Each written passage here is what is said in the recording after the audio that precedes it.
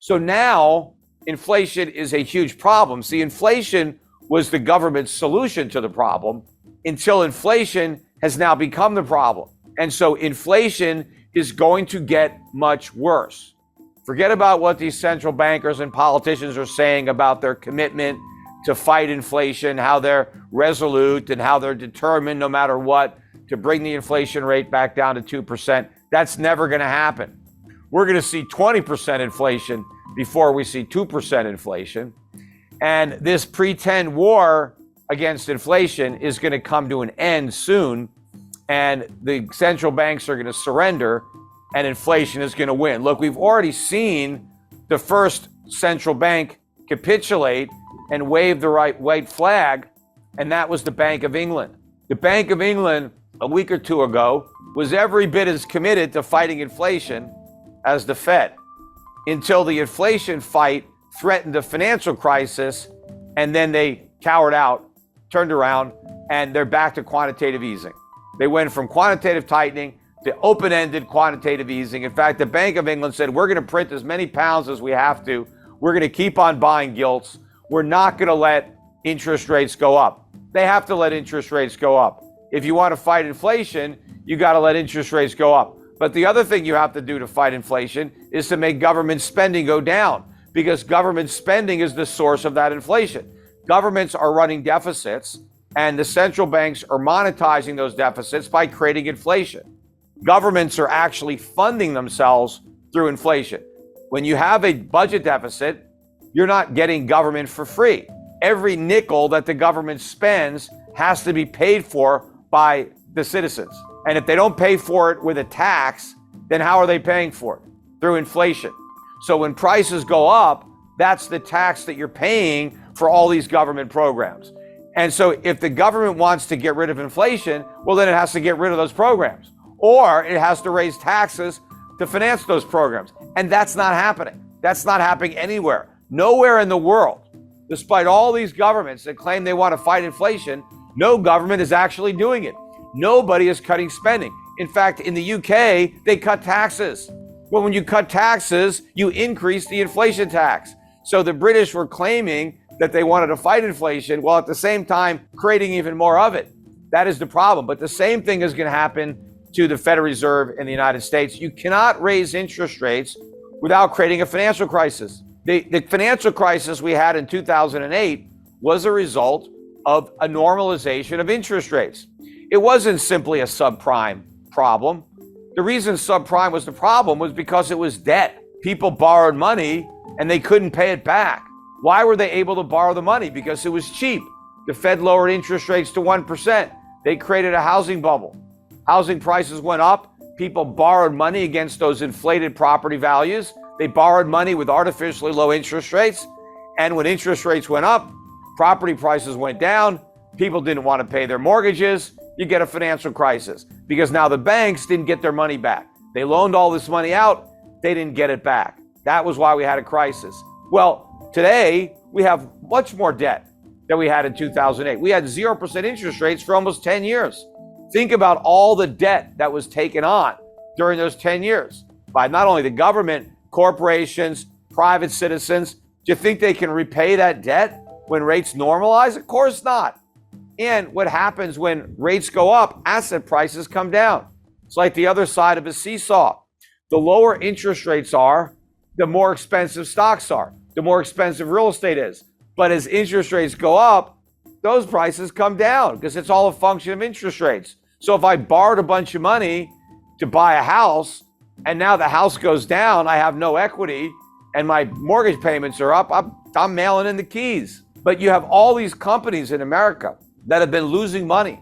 In fact, in 2021, it was a record year in America for money-losing companies going public.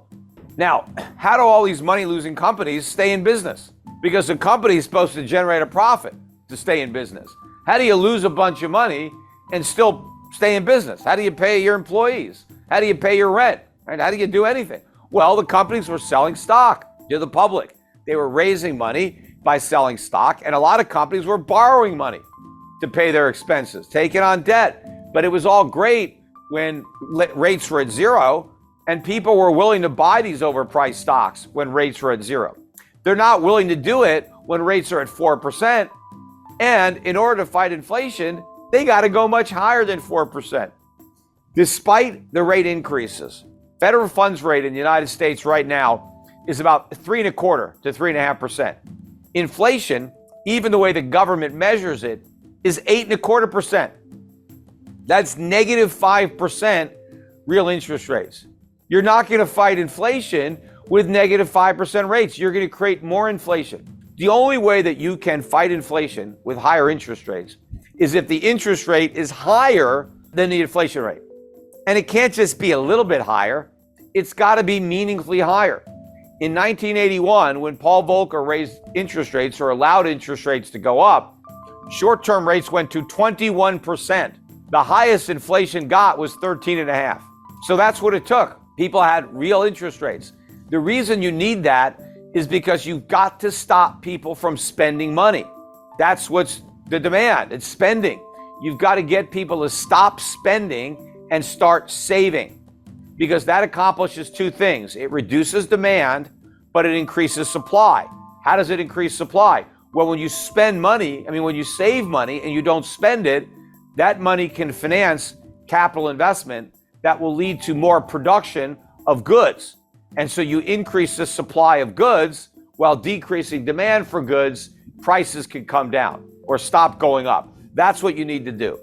Now, if interest rates are negative, that is not going to encourage anybody to save. If rates are negative 5%, you're going to lose 5% a year on any money you save. Why the hell would you save? You wouldn't. You're going to spend your money as quickly as you get it. You're not going to save it and lose 5% a year. Now, if the Federal Reserve raised interest rates up to, let's say, 10% or 15%, then you might save your money. Hell, I could put my money in the bank and earn 15%. I'm not going to spend it. Even if inflation is 8%, I'm still 7% ahead. I'm going to save my money. I'm going to earn all that interest. I'm going to spend my money in the future, because then I'm going to be able to spend the interest that I earned on my money. That's what the Federal Reserve needs to do. But they're not doing that.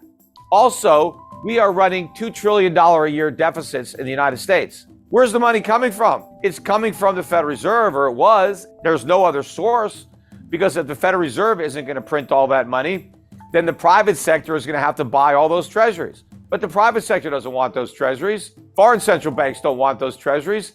They need to sell the treasuries they've already got. They don't need to buy any more. There is no way to finance these deficits, so the government has to cut spending. But they haven't cut any spending. In fact, if you look at the Inflation Reduction Act, that was a spending bill. They increased spending to fight inflation. How are you supposed to do that? It's the spending that is the source of the inflation, because the spending is being monetized by the central bank. So instead of fighting inflation, they created additional inflation. Instead of putting out the fire, they poured gasoline on the fire and just pretended that they were going to put it out. But everything we're doing, we're forgiving student loans. In fact, we told people that have student loans, you don't have to pay those loans. Just go out and spend the money on other stuff. Buy more goods, buy more services, push the prices even higher. You see, the Federal Reserve and other central banks are at an inflection point. They're really in a situation where they're between a rock and a hard place, and they're damned if they do and they're damned if they don't. Because for years, they were able to kick the can down the road by creating inflation and sweeping the problem under the rug. But now that inflation has become the problem, they can't solve the inflation problem by creating more inflation, because the solution to every problem has been inflation. The economy is weak, print money, lower interest rates. Companies are failing, let's bail them out. How do we pay for that? Print money, create inflation. So inflation has been kind of the one-trick pony. It's been a cure-all. Whatever ails us, just inflation is going to be the cure. Well, now that inflation is the disease, where's the cure? There is none. Any more stimulus, and we end up with an overdose. And that is where we are right now. And what's keeping everything going, the reason that we haven't already seen a collapse in the bond market or a collapse in the value of the US dollar, the reason we've had a rally in the dollar is because the world is still has faith in the Federal Reserve. The world still believes that the Federal Reserve is serious about bringing inflation back down to 2% and that it has the ability to bring inflation back down, but it doesn't.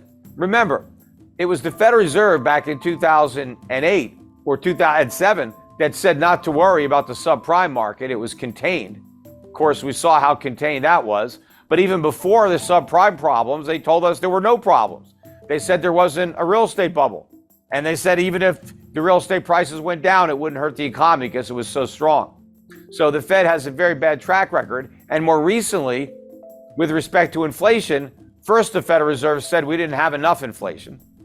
Then when inflation got to 2%, they said, oh, well, we need to have it a little bit higher than 2% to make up for all the years that it was a little bit below 2%. And then when it got much higher than 2%, they said, don't worry about it, it's transitory. It's all going to go away on its own. And they said that for a year as inflation got worse and worse and worse until they finally admitted that it wasn't transitory. And so now they're claiming that they're going to solve the problem. But that's another lie. It's just like the transitory lie.